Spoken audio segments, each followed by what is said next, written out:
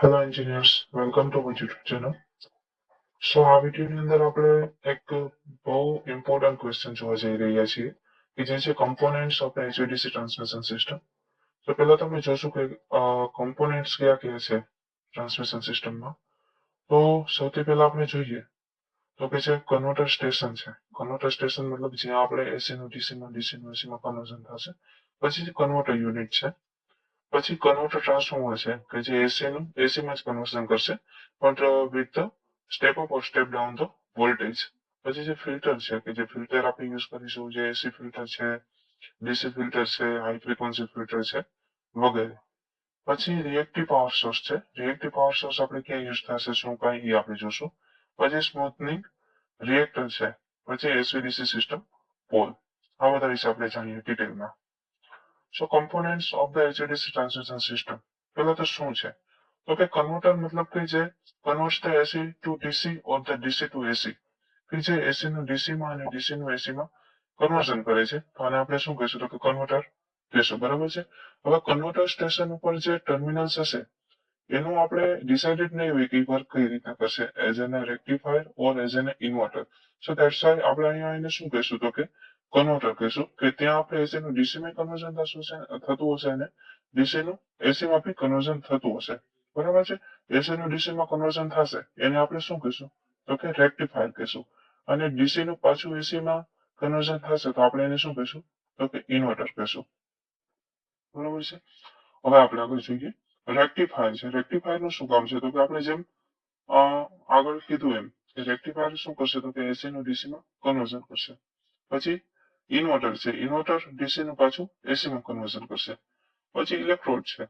Electrode આપણે આગળ શબ્દ ક્યાં સાંભળેલો હતો, તો કે આપણે જે ટાઈપ્સ ઓફ એચવીડીસી સિસ્ટમ આપણે ભણેલા એની અંદર આપણે જોયું હતું કે આપણે જે બાય મીન્સ ઓફ ઇલેક્ટ્રોડ ની મદદથી આપણે એને ગ્રાઉન્ડ કરતા હતા. તો ઇલેક્ટ્રોડ એટલે બીજું કઈ નથી, એક જાતનું કંડક્ટર્સ છે કે જે are used to connect the system to the earth. તો કે આપણે જે કોઈ પણ સિસ્ટમ છે, સિસ્ટમને આપણે સિસ્ટમનું અર્થિંગ કરશું આપણે, અથવા તો એને અર્થ સાથે કનેક્ટ કરશું એક કંડક્ટરની મદદથી. તો જેને શું કહેવામાં આવે છે, ઇલેક્ટ્રોડ કહેવામાં આવે છે. પછી છે smoothing reactor. Smoothing reactor consist of the inductor connected in series with the pole of the each converter station. તો કે સ્મૂથનિંગ રિએક્ટર એક જાતનું એક ઇન્ડક્ટર છે જે સિરીઝની સાથે સિરીઝમાં કનેક્ટેડ હશે. શેની સાથે, તો કોની સાથે, તો કે with the pole of the each converter station. જે કન્વર્ટર સ્ટેશનના પોલ હશે એની સાથે સિરીઝમાં એ ઇન્ડક્ટર કનેક્ટેડ હશે.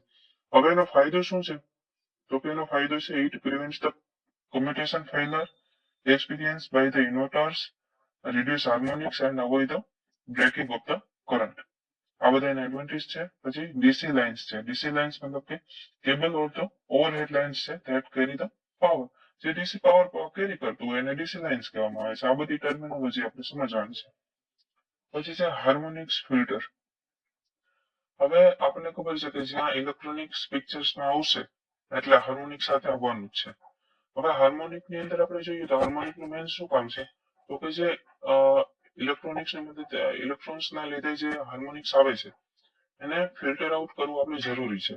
હવે હાર્મોનિક્સ પહેલા તો શું છે, તો કે harmonics is nothing but the multiple of the fundamental frequency. જે ફંડામેન્ટલ ફ્રીક્વન્સી હશે એના મલ્ટિપલમાં હશે.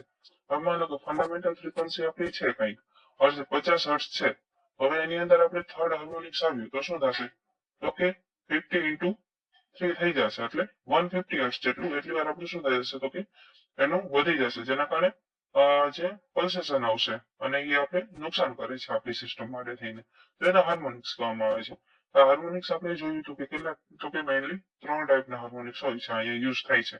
એસી ફિલ્ટર છે, સોરી હાર્મોનિક્સ ફિલ્ટર જે છે આપણે ટોટલ 3 ટાઈપના યુઝ થાય છે, કે જે એસી ફિલ્ટર છે, ડીસી ફિલ્ટર છે અને આપણે હાઈ ફ્રીક્વન્સી ફિલ્ટર છે. ઓકે. હવે છે reactive power supplies. Reactive power supplies, that means the converter at the terminal consume the reactive power from the supplies. જો હવે જે કન્વર્ટર્સ છે કે જે એસી નું ડીસી માં કન્વર્ઝન કરે છે અને ડીસી નું એસી માં કન્વર્ઝન કરે છે, એ કન્વર્ટર્સ ના જે ટર્મિનલ છે ને એ સપ્લાય તરફથી રિએક્ટિવ પાવર ને છે ને કન્ઝ્યુમ કરશે. આ રિએક્ટિવ પાવર કન્ઝ્યુમ કરશે એટલે થશે શું, તો કે સિસ્ટમ ની અંદર રિએક્ટિવ પાવર છે એ ઇન્ક્રીઝ થઈ જશે. હવે રિએક્ટિવ પાવર આપણને ખબર છે ઇન્ક્રીઝ થશે એટલે સાથે પિક્ચરમાં શું આવશે, પાવર ફેક્ટર આવશે. રિએક્ટિવ પાવર ઇન્ક્રીઝ થયો તો પાવર ફેક્ટર શું થઈ જશે? પુઅર થઈ જશે. ધેટ્સ વાય એના લીધે શું થશે? તો ઘણા બધા આપણે સિસ્ટમમાં પ્રોબ્લેમ થશે. હવે ધેટ્સ વાય આપણે શું કરશું? તો કે પાવર ફેક્ટરને આપણે જે કમ્પન્સેશન માટે અથવા તો રિએક્ટિવ પાવરને કમ્પન્સેશન માટે તેને આપણે શું કરશું? તો કે કેપેસિટરને આપણે શન્ટની અંદર કનેક્ટ કરશું. એટલે આ છે રિએક્ટિવ પાવર સપ્લાય આપણે જોયું. હવે છે એસી સર્કિટ બ્રેકર છે. સર્કિટ બ્રેકરનું કામ શું છે? તો કે આપણે જ્યારે સર્કિટ બ્રેકર છે એનું કામ મેનલી શું છે? તો કે it will make or break the circuit. જે આપણે સર્કિટ છે એને મેક ઓર બ્રેક કરે છે. બરાબર છે. હવે આના આધારે આપણે ઘણા બધા સર્કિટ બ્રેકર્સના ટાઈપ્સ છે કે જેનું આપણે કહીએ કે આર્કનું ક્વેન્ચિંગ મીડિયમ તરીકે આપણે છે ને આર્કને ક્વેન્ચ કરવાના આધારે આપણે એને ઘણા બધા આપણે એના ટાઈપ્સમાં આપણે એને ડિવાઈડ કરી છે. જેમ કે વેક્યુમ સર્કિટ બ્રેકર છે, SF6 સર્કિટ બ્રેકર છે, ઓઇલ સર્કિટ બ્રેકર છે, એર સર્કિટ બ્રેકર છે, વગેરે બધા circuit breaker. How does the HVDC transmission system work? હવે આપણે જોઈ લઈએ કે આપણે આટલા બધા કમ્પોનન્ટ્સ જોયા તો આ બધી સિસ્ટમ કામ કઈ રીતના કરે છે. તો કે પેલા તો જે જનરેશન થશે ક્યાં?